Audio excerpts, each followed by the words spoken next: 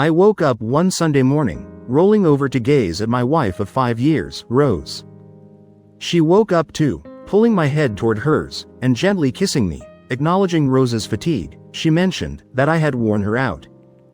The previous night, I explained that my intention was to get her pregnant. Reassuringly, she wrapped her arms around me and conveyed that I would get her pregnant, asking me to be patient. We lay in bed chatting, as usual. Our conversation revolved around her work, with Rose determined to secure a promotion to the regional sales management position. After a few minutes of the familiar work-related discussion, I suggested she take a shower, while Rose suggested that I shower. She agreed with the plan for me to run out and grab one of my specialty coffees. As I headed toward the door, I realized I had forgotten my car keys and turned back, knowing Rose kept a key to my car and her purse for emergencies. I spotted her purse on the kitchen counter. Instead of going back upstairs, I decided to retrieve the key from her purse. Digging through the clutter, I discovered a zipper on the inside. Unzipping the compartment, I found the birth control pills Rose had promised to stop taking. She had gone off birth control a couple of months ago, as we were trying to start a family. Examining the package, I noticed a third of the pills were missing. Turning it over, I saw the prescription label, with a date only a few weeks ago, indicating she was still on birth control. I put everything back, as I found it, and quietly went upstairs to get my keys, without Rose hearing me. On my way to get her coffee, my mind was buzzing with thoughts. I couldn't fathom why she would lie to me about being off birth control. I was confident she wasn't having an affair, as when she wasn't at work, she was with me. Her close girlfriend was the only variable, but her husband was also my best friend. I felt I knew where she was almost all the time, except during work hours, feeling truly disappointed and under the impression that she didn't want to have kids, despite seeming to be trying. I was lost in my thoughts. Around 4 p.m., Rose shook me out of my reverie. Observing my distant demeanor, she encouraged me to prepare, emphasizing that we were running late for dinner at Bill and Sherry's.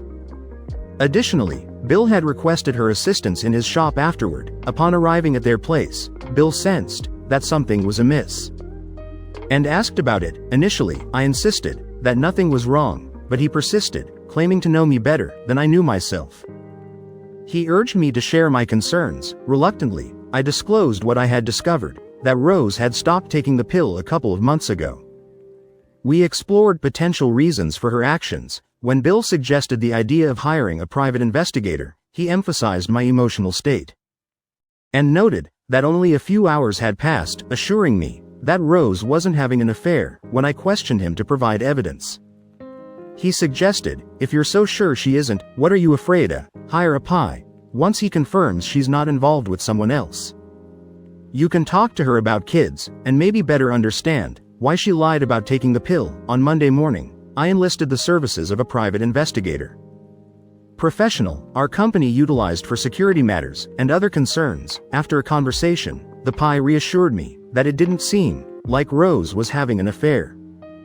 Based on the information I provided, he informed me that he would conduct some checks, both during her work hours and off-duty. I also expressed the need to look into her medical records, as women can have unexpected issues. Despite periodic check-ins from the pie, I received no significant updates. Despite my attempts to conceal my emotions, I found myself unable to engage in closeness with Rose. Finally, on Saturday, Rose confronted me, demanding an explanation for my avoidance. Attempting to shift the blame, I accused her of lacking interest in closeness, triggering a major argument. Our first significant fight. When I confided in Bill about it, he warned me that unless I changed my behavior quickly, Rose would suspect something was amiss. Taking Bill's advice to heart, I humbly sought forgiveness. Attributing my actions to fear, Rose appeared puzzled, but now also concerned, making me wonder if she might be having an affair for the first time. As the days passed, I struggled to maintain my sanity. Bill played a crucial role in helping me stay focused and optimistic. In the middle of the third week, I began thinking about Rose's upcoming 25th birthday and wanted to plan something special. Taking inspiration from Bill's wife, Sherry, I decided on a HALF 50 theme birthday party, including a walking cane cut in half and other creative elements. During a Thursday morning meeting with the pie, which I expected to last no more than 30 minutes, we ended up talking for over 2 hours. After the pie departed, I sat in a daze until the phone rang. Knowing I had met with the pie, Bill called me, and we arranged to meet. I needed a drink, a strong one, and by the time Bill joined me at the bar, I was on my third. Seeing my condition, Bill remarked, "This isn't good, is it?" The initial shock was wearing off, replaced by intense anger. As I slid the folder over for Bill to peruse, I briefed him on the condensed version of the pie's findings. Bill examined the pictures with times and dates, inquiring about the CD in the folder. I explained, it was a video of Rose and her boss in an intimate situation. The pie had advised me to watch the video, and more importantly, listen to the dialogue. Bill called his wife and instructed her to take Rose to the movies or the mall. Under the guise of planning her birthday party, Sherry, enthusiastic about helping with a positive surprise for Rose, complied. Bill and I watched the CD, and it brought tears to my eyes. The PI was correct, was genuinely surprised by Rose's motive for being with her boss. She was pursuing the promotion she had discussed for months. We sat in silence, simply asking if we wanted another drink. After a while, I confided in Bill, expressing that if Rose had come to me and confessed to falling in love with her boss, or needing more satisfaction than she was getting from me, I felt I could handle it, while I acknowledged I would be hurt and disappointed. The idea of witnessing my wife with her boss, just to secure a promotion, went beyond mere hurt. I conveyed that I was not only hurt, but also furious. And I made it clear that Rose would feel the full extent of my anger. Bill then remarked that observing Rose and her boss was like seeing her physically there, but emotionally absent. He noted that regardless, she had prioritized her job over our marriage, and now she would have to live with that choice. Handing me my drink, Bill added that the girls would be home soon, and asked if I knew what I was going to do. I responded, stating that I believed I knew what to do. Looking up at Bill, I continued by sharing that next Monday was Rose's birthday, and I was determined to give her a surprise birthday party she would never forget. Acknowledging the need to act fast, I mentioned that I would require Bill's help and proposed involving Sherry if that was acceptable to him. Bill agreed, stating that Sherry and Rose were close, assuring me that Sherry wouldn't do anything to hurt Rose. He clarified that Sherry wouldn't be involved for that purpose. However, he noted that Sherry knew all the people to invite, and emphasized the importance of my presence at the party to help execute his plan. Feigning more intoxication than I was, I successfully avoided Rose. When the girls returned home the next workday, I consulted with a computer-savvy colleague in the shipping department, detailing my requirements for pictures and a video, which he assured me he could easily create. I called Sherry and shared with her that I planned to use her idea, but wanted the party to be a surprise. I suggested having it on Sunday afternoon around 3 p.m., and asked for her assistance. Sherry enthusiastically agreed. I instructed her to contact all the people for the party, and mentioned that she would need to get Rose out of the house on Sunday for a few hours. Just before we hung up, I told her I would inform Rose's parents next. I went over to Rose's work, asking her to lunch, which she told me she couldn't do, as she was to be in a meeting. That was fine, because the reason I went there was to invite her boss to her birthday party. I informed him about a surprise birthday party I was planning for her and expressed that it would be great if he could attend. I suggested bringing his wife, adding that it would be a fun gathering. I expressed my hope that he could come, and requested that if possible, he should park at the grade school. This way, when Rose's friend brought her home, she wouldn't see all the cars. I mentioned that a friend of mine would be escorting the guests from the school to my house, and emphasized that it would be a fun event. I concluded by expressing my hope that he could make it. Next, after work, I went to Rose's parents' house, telling them my idea for the birthday party. Rose's mom gathered some pictures of Rose from childhood up to our wedding. Later that night, I went to the computer guy's house. I showed him everything I had, and gave him my idea of how I wanted the evening to go. He didn't say much, but after listening to me, he suggested a different way, which would have a more significant impact on everyone. I liked what he suggested, and after agreeing to his idea, he told me he would have it done and ready for me by Saturday. Wednesday, I went to a lawyer's office and initiated divorce proceedings, with the reason being infidelity. Additionally, the attorney suggested pursuing legal action against her boss. and the company they work for, expressing confidence in obtaining compensation from Rose's company. On Friday evening, I had Bill sitting across the table from me. I commented that when you think things can't get worse, they seem to find a way. Bill asked me in response what I meant. Well, Wednesday, when I went to see the attorney. I spent more time there than I thought I would. When I left the attorney's office, my mind was filled with my marriage problems, causing me to forget to go back to work and send off the bid for a job. The company lost out on the job, so today, they suspended me for 30 days without pay. If it weren't for my boss, who knows that my marriage is going down the tubes, I would have been fired. My boss though wants me far away from Rose in this mess, so I can get my head screwed back on. He gave me his timeshare that he has in Mexico to use, telling me that if I want to keep my job, I'll be in Mexico no later than Wednesday. Bill inquired if I was going. I replied affirmatively, expressing that I couldn't afford to lose this job. I suggested we proceed with discussing the details and potential scenarios at Rose's surprise birthday party. I explained how the pictures were going to be displayed, and also how I hoped the evening would go. Once I started the picture event, Bill was to ensure that Rose's boss didn't get away, as I wanted him to see the entire show. I also told Bill that the person playing the bartender would also be serving the divorce papers to Rose, and papers to her boss. Arriving home, Rose was upset and demanded to know my whereabouts. I explained that I was with Bill. She dismissed it, saying it was no big deal. However, she disagreed, arguing that it was a big deal because she had come home early with great news, and I wasn't there. Rose accused me of excessive drinking and avoidance, stating that it seemed like I had a girlfriend. My face turned red, fueled by anger. Seeing my reaction, Rose appeared concerned. How could she accuse me of having a girlfriend while she pursued a job promotion? By being involved with her boss, on the verge of losing my temper, Bill's voice echoed in my head, prompting me to apologize, deny having a girlfriend, and inquire about the good news. She shared with great excitement that she got the promotion, and starting next month, she would be the new regional sales manager. Rose expressed her joy by jumping up and down, then running into my arms and hugging me tightly, surprising me again when I didn't think she could, with her arms still around me. Hugging me tight, Rose conveyed, "Now we'll get that baby we want." Pushing her back to arm's length, I inquired about the meaning behind her words.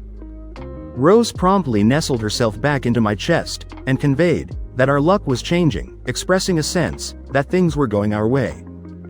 She shared the news of her promotion and professed her love, confidently anticipating that I would be the one to make her pregnant. Following that, she looked up at me and sought confirmation about my desire for a baby. Rose, seeing the tears in my eyes, thought they were because of the baby, when in fact, the tears were because I was soon going to lose the only woman I have ever been in love with. Grabbing me by the hand, Rose led me to her bedroom. We climaxed together. Rose expressed a desire for closeness again on Saturday morning, and I complied. Although my involvement was perfunctory, while I was in the shower, Rose entered with a concerned expression and inquired about any concerns bothering me.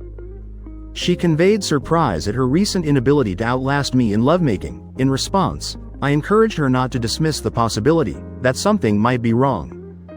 I pointed out my altered behavior over the past few weeks and the excessive consumption of drinks. Swiftly changing the subject, I admitted feeling responsible for our inability to conceive.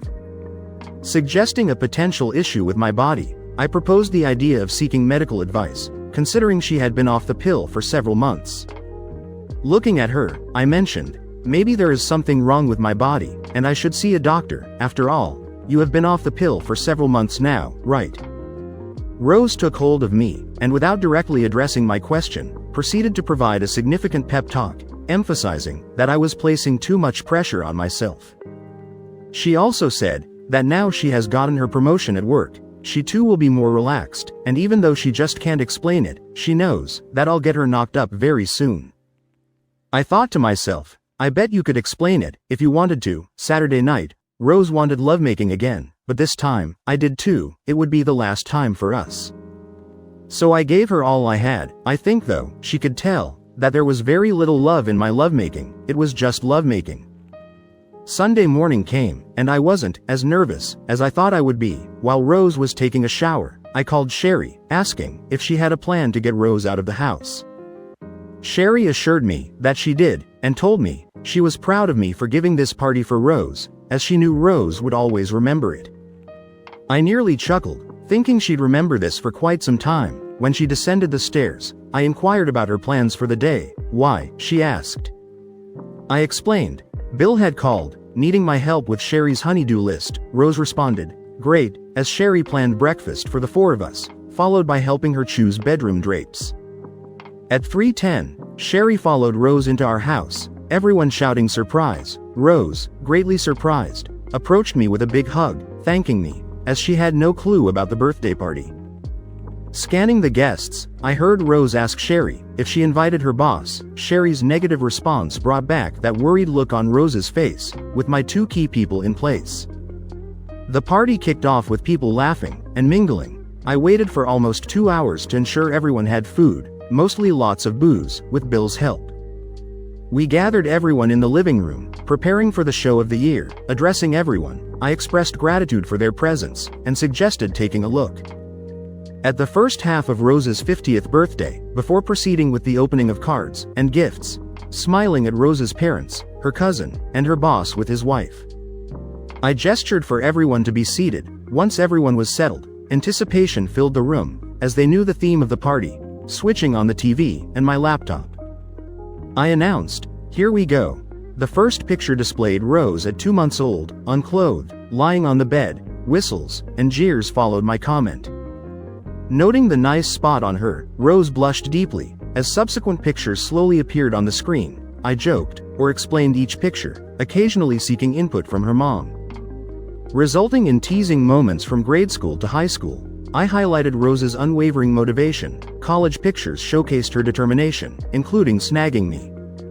Laughter echoed, and Rose enjoyed the show. Our wedding picture followed with comments about my long hair. A picture of Rose's workplace appeared, then her desk.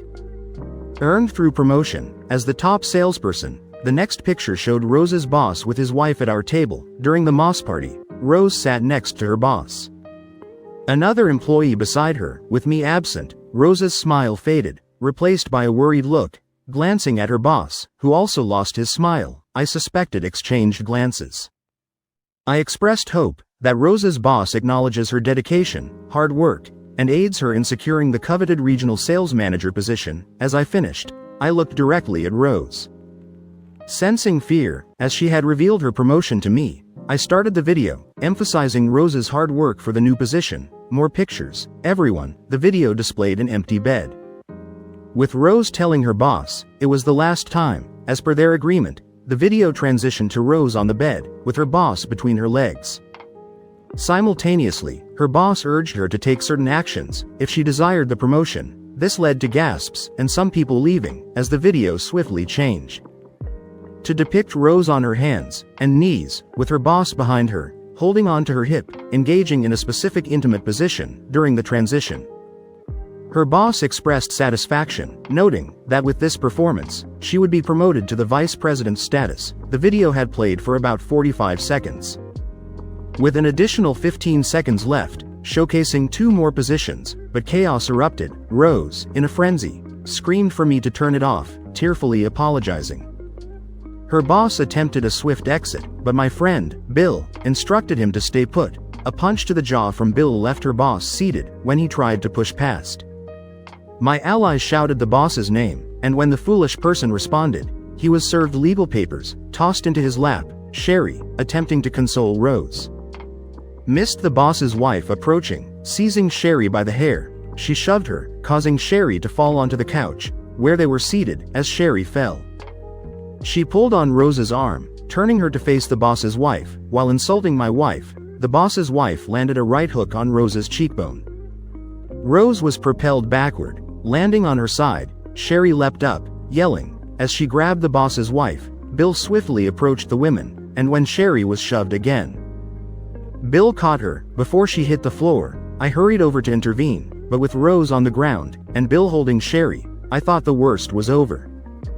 The boss lady turned, looking at Rose and hurling insults. Rose, now on her hands and knees, reached over to place her hand on the ottoman, slowly lifting her knee and attempting to stand. Rose tried to stand, but her head was still spinning from the punch. This left her back toward the boss lady, with her legs about a foot apart.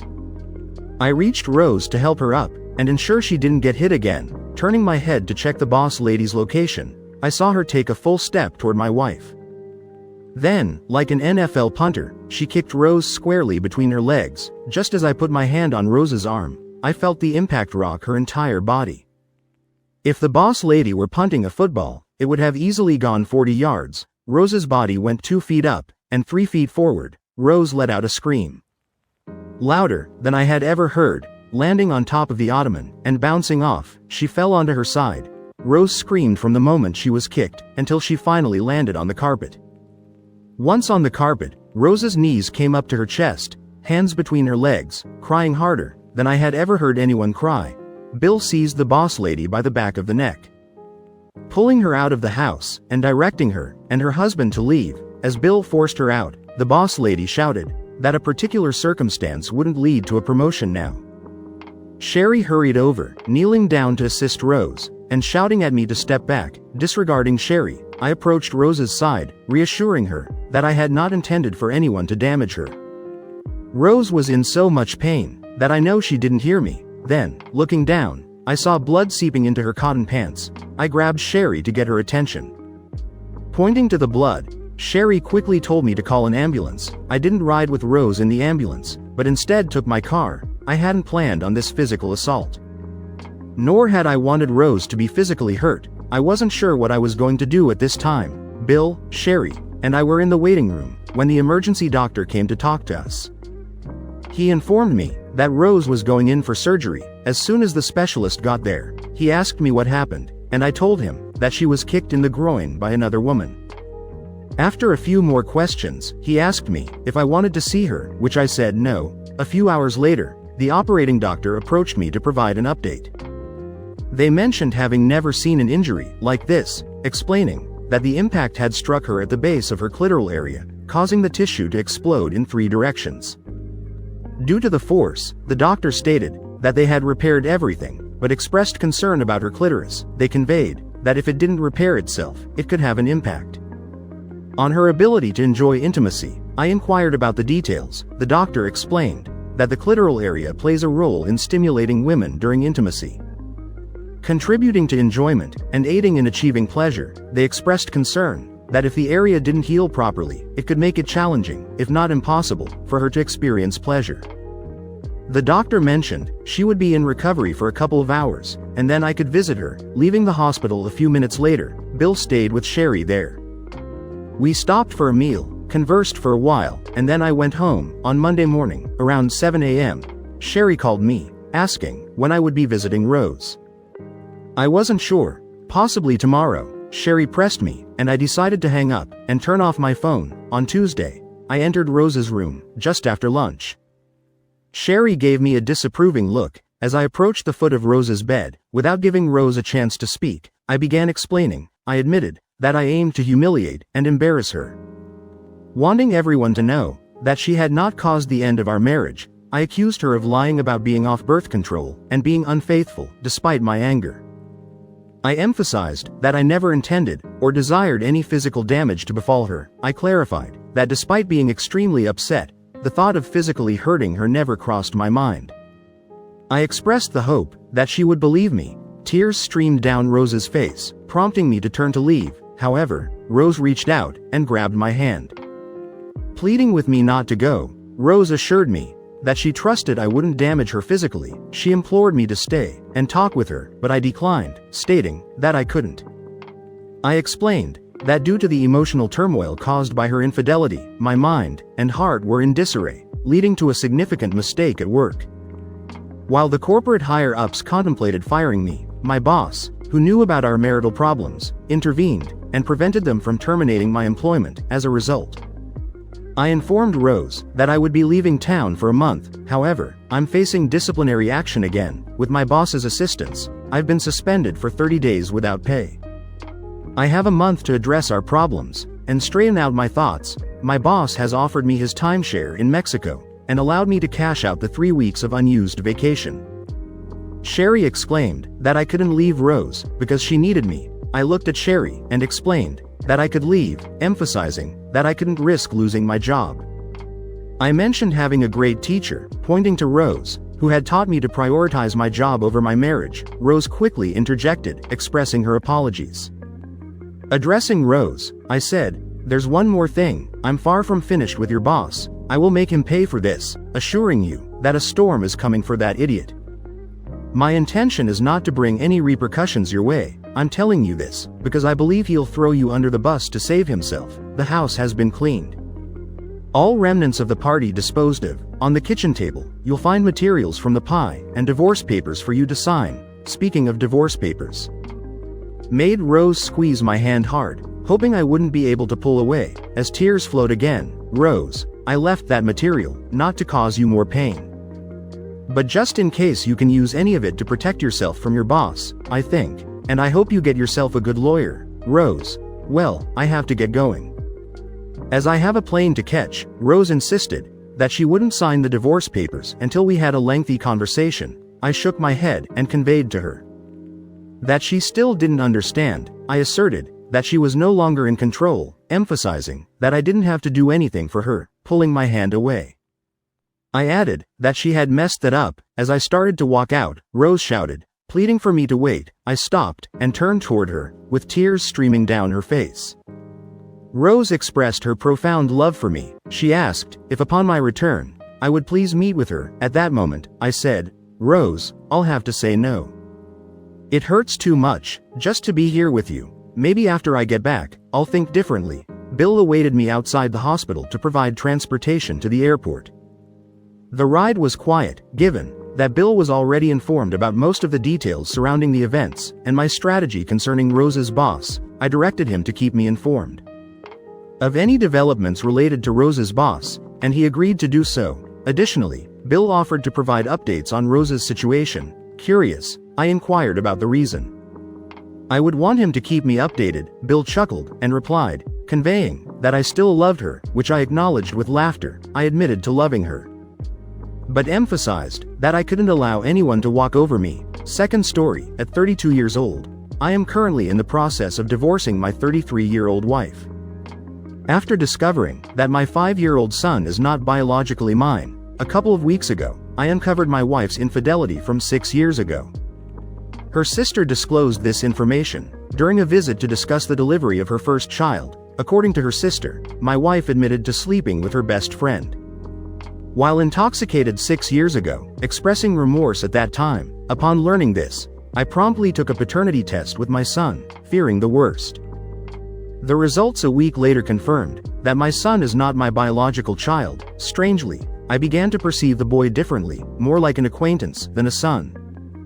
Armed with evidence, I confronted my wife at night when the child was sleeping. Despite her inquiries about who told me, I maintained that it was none of her business. Even though she would likely connect the dots to her sister, initiating divorce proceedings left her devastated, despite her multiple assurances that nothing had happened with anyone else since then, and claims of faithfulness in body and soul. I refrained from insulting her to avoid complications during the divorce, despite my disbelief and her blaming of alcohol. Instead of taking responsibility, in our conversation, she threatened to demand full custody of the child. Annoyed, I expressed disinterest in anything not biologically mine, allowing her to keep the child while I would keep our 2 dogs. She attempted to convince me to co-parent, asserting that I am the child's father. In anger, I exploded, yelling at her to go and take her child with her, referring to him as a fool. A week has passed since the incident. I am at home, which is in my name. As a gift from my parents, she went to her parents' house with the child and has not contacted me since. My parents support my decision, and my dad believes I did the right thing by not raising someone not of my blood. I'm currently seeing a therapist 3 times a week, who assures me that leaving behind what causes me pain is the first step. Emotional turmoil persists. Writing here for distraction was suggested by my younger brother. My sister-in-law disclosed everything out of guilt, seeing me happy with my son, while knowing he might not be mine. The revelation occurred during a moment of weakness, when we visited her, causing her to break down with guilt. I harbor tremendous hatred for my wife, and conflicting feelings of pain and resentment towards the child. Despite this, I am determined to move forward. I hope the divorce proceeds smoothly, since we have separate finances and properties, if she seeks child support, I have proof of the child's paternity, which, according to my lawyer, should suffice in any legal process. My therapist advises against seeing either the child or my wife, emphasizing the importance of focusing on my well-being first. The child is no longer my responsibility, and accepting this reality is crucial for my emotional recovery. Update: not much of significance has occurred, but here's a brief summary. About 3 days after my post, my ex visited my house and requested entry. I went out to meet her at the door, stating firmly that she wouldn't set foot in my house. While I'm present, if she had anything to say, it should be at the door. She practically begged me to take her son back, acknowledging that cutting off all contact was my prerogative.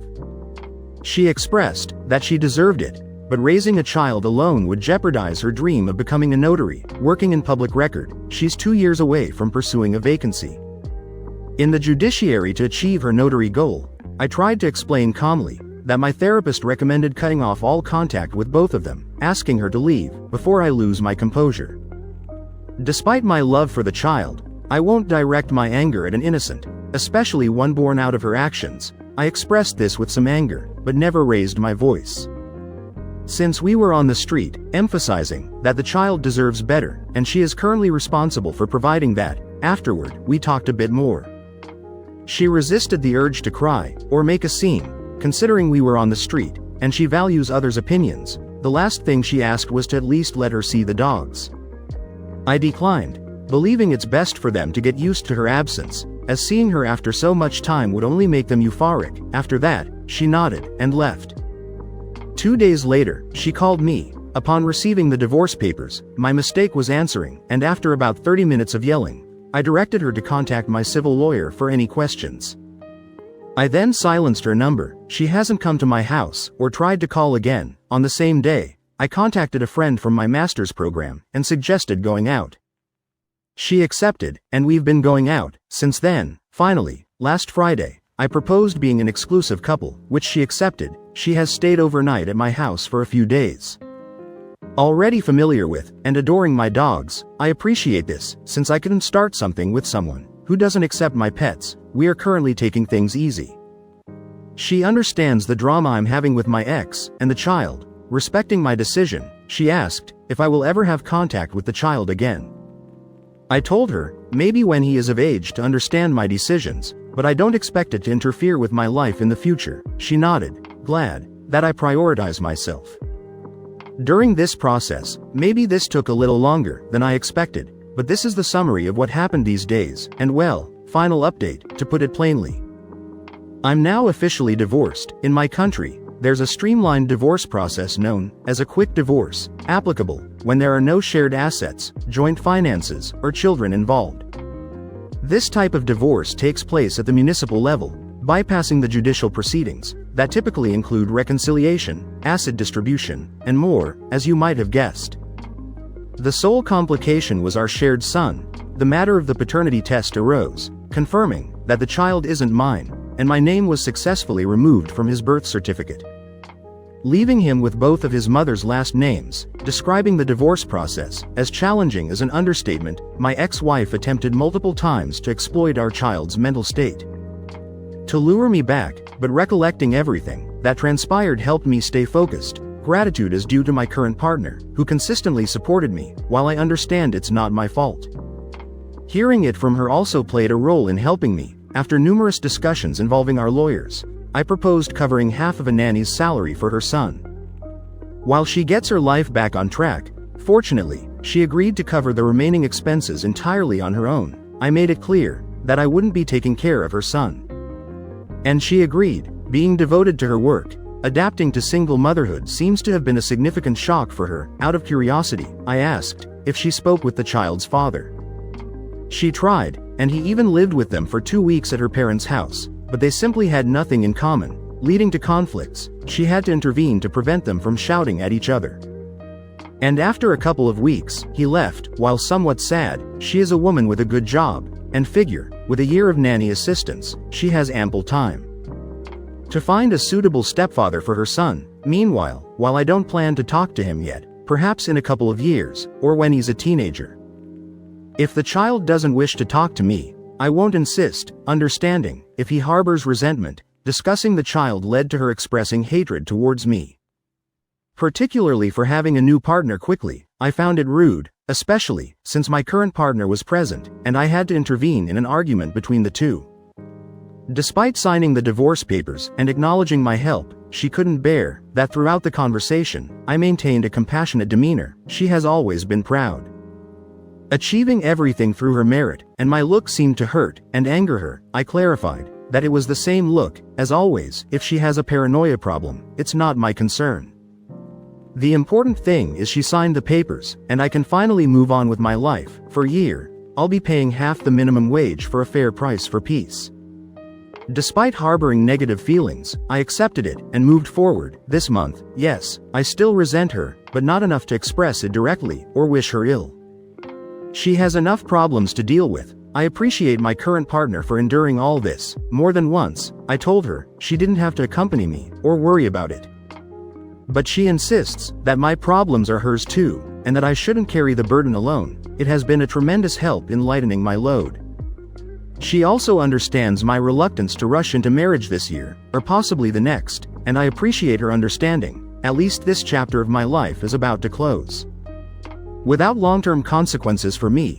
Third story: married for 16 years, together for 20, and parents of 3 children, I uncovered her affair by hacking her phone and reading messages. She engaged in an affair with a coworker, terminated it, and attempted to repair our marriage, but it was unsuccessful. I filed for divorce in October 2018. She moved out in November 2018, and promptly resumed her relationship with her affair partner. Our divorce was finalized in December 2019, and she remained with her affair partner until last week. Tearfully, my ex called, asking if I could take the kids overnight. Concerned, I inquired about what was wrong. She replied that karma had struck her hard. Sensing something amiss, she went through her affair partner's phone while he was in the shower, discovering an extensive string of explicit Facebook messages. Akin to how I discovered her affair, my ex is 43, and his new affair partner is a married 28-year-old. Now, don't get me wrong, I initially wanted to celebrate this turn of events. From the beginning, I warned her that the guy was a predator. However, after hearing her out, I realized she was genuinely in love with him. And part of me felt sorry for her. Ironically, she apologized more on that day than ever before for the pain she caused me, expressing remorse for the hurt I endured. Taking it with a grain of salt, I've moved on and found happiness with someone else over the last 6 months. Update: there was nearly a second instance of infidelity with the affair partner. But my ex caught him before they could arrange a meeting. She has complete control over his phone, monitoring all his apps, and checking his messages constantly. It sounds like a nightmare to me. My ex and the AP still have a peculiar on and off relationship. Let me delve into that a bit. Officially, they're not together. According to her, both of their Facebook pages are listed as single. She occasionally wears his engagement ring, and I'm pretty sure she would return it. Unlike her refusal with my $12,000 wedding ring, she stays at his apartment occasionally, but claims they just hang out as friends. Why? Because don't we all spend the night at our ex's place? Sleep in their bed and just hang out. I'm still amused that she thinks everyone is naive like that. Meanwhile, she had to change jobs because of her close friendship with the plant manager. At her previous workplace, they were always talking, going to lunch, taking Harley rides, walks on breaks, etc. Rumors started flying, and things got messy there. Her work friend is married with 3 kids. He still visits her on occasion, and takes her on a Harley ride to a movie, or whatever. She was apparently caught by our teenage son kissing someone in the driveway. Our son didn't know who this person was, and called me to ask. I told him to ask his mother who that was, and played dumb. He was under the impression that she and the AP were still together, because he was just over the day before, grilling out, mowing her lawn. Another new guy appears. She won't disclose how or where she met him. They went on 2 dates, and she didn't seem into him. They knew each other from a previous job. And he kept saying how he wanted to be with all her friends and coworkers back in the day. We were talking the other day about retirement. She knows my plan is to semi-retire in 6 years, as soon as I'm done with child support, and all of my kids are 18. I plan to relocate south to a warmer climate. She gave me a sob story. About how she had to raise all of our children while I built a business, and how she'll probably have to work till she's dead and never retire. That is so far from the truth. I put in just as much time, housework, and effort into our family as she did. For a few years, I did even more than her, while she was out partying with her friends. 4 or 5 nights a week, my response to her was, "You made your choice to leave me and go with your AP." Her facial response was glorious to see. I was her retirement plan. She now has a whopping $14,000 in her 401k for retirement, and she is in her early 40s, even if she stays or goes back, or whatever she is doing with her AP. He makes okay money, has no savings, little retirement, and doesn't have a pot to piss in, or a window to throw it out of, so there is some karma in that. My thought to pass on to all of you going through a divorce, or on the verge of one, is this: my life was torn apart from October 2018 to December 2019. When our divorce was final, fast forward a few years to now, and I'm happier than I have ever been. I am looking to retire early and enjoy some beach time. My relationship with my kids has never been stronger or better. When things look so dark and terrible, be a good person, don't lie or deceive. Don't try to be malicious or involve the kids between you and him or her. Keep your head up and keep walking. The farther you can walk away from the darkness, the better your life will be. Stay strong, my friends, you got this.